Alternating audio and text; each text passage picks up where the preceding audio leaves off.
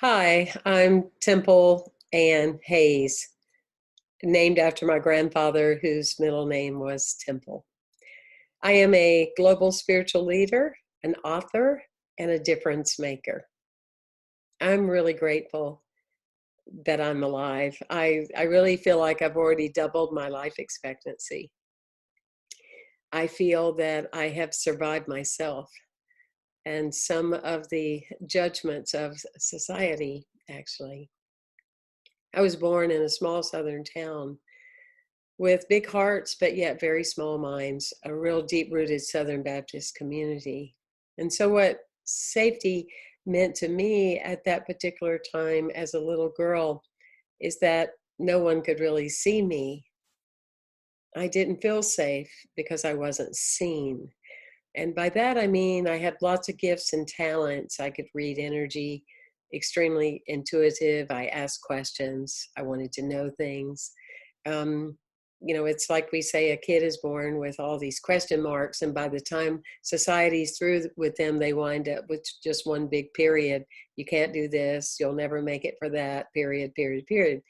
So, anyway, I didn't feel safe for the majority of my early years in life because I wasn't seen as my gifts. I was called odd and weird. And then, of course, I had an odd name, on top of everything else. And I didn't feel safe with knowing that I was different sexually. I used to say, I wish there would be three choices. One, I'm not drawn to, I don't feel safe with. Two, I don't feel safe because I'm with a woman and someone might kill me. And if there was a third choice, maybe there could have been a different answer.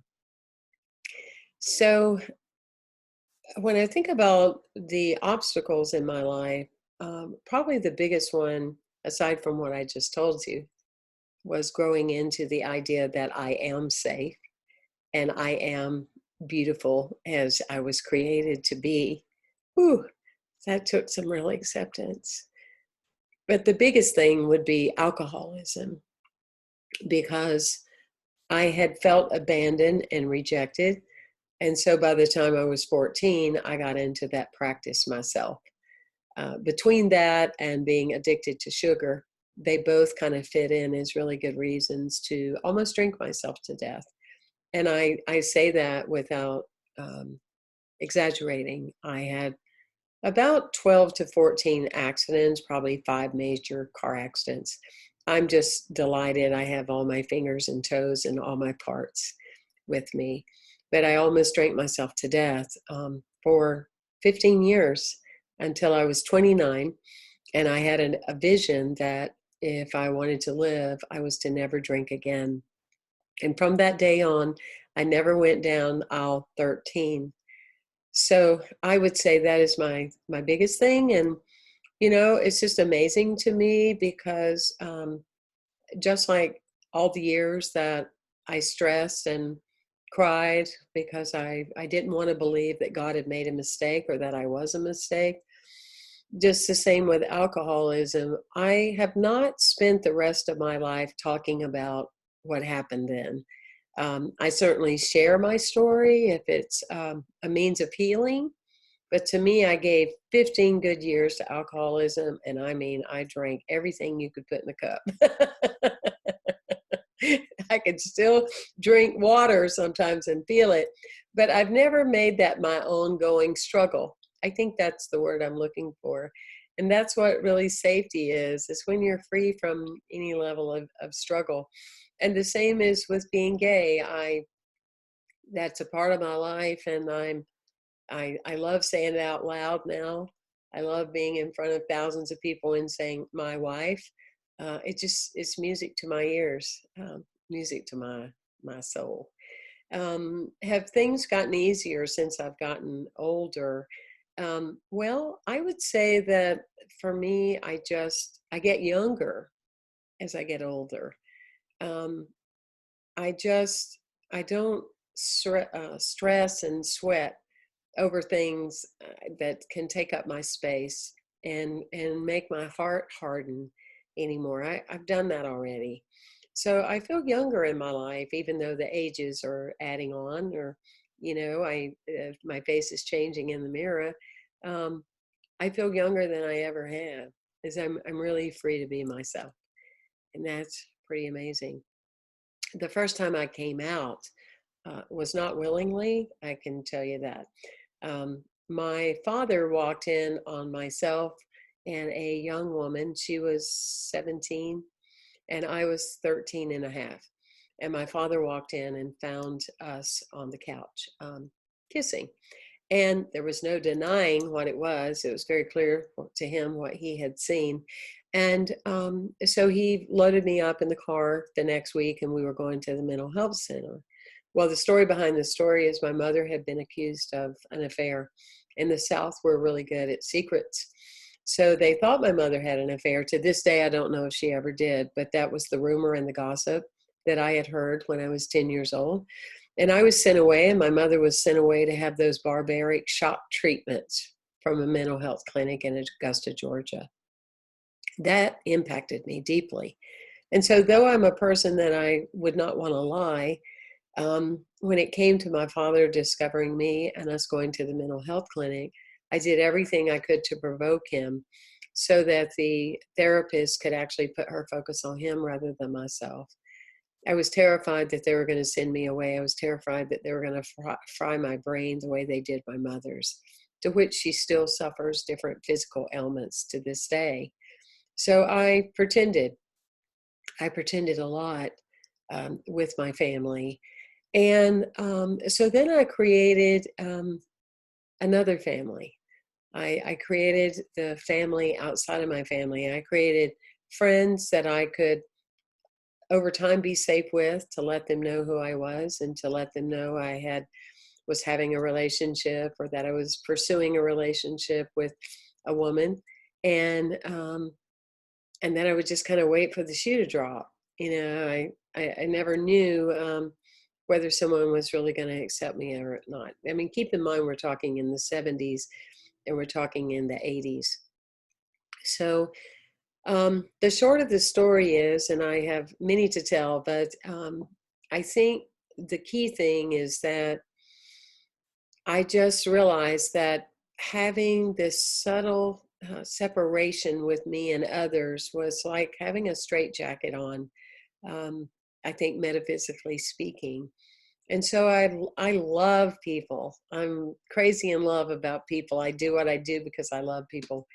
But there was a kind of a, if you will, invisible barrier that really kept me from letting people entirely into my heart, because if they only knew that I was gay, they would abandon me. And though I knew as an adult that that wasn't true, the little girl within me still needed work and still needed some help in that. So what happened was I met Barbara Bertucci, and that was it, because I think I created or attracted relationships that had something wrong with them, or I would tell myself they had something wrong with them, so that I would never have to come clean and never have to admit we were roommates, we were housemates, but never did I say, oh, we are in love and we're together. And I didn't enjoy that. I want you to know that I didn't enjoy keeping up with those stories. That doesn't feel very free. But when Barbara Bertucci and I, in 2005, stated very clearly that we were going to be together, I went, oh my, I'm going to have to face this now. I'm going to have to face this. So my father had died in 2002. And so my mother, I called her up one day and I told her that we needed to talk. And I remember it just like yesterday.